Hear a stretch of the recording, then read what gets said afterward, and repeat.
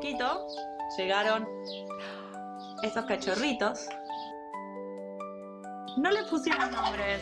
Pues mira, ¿Alguien le quiere poner? ¿Qué nombre les pondríais?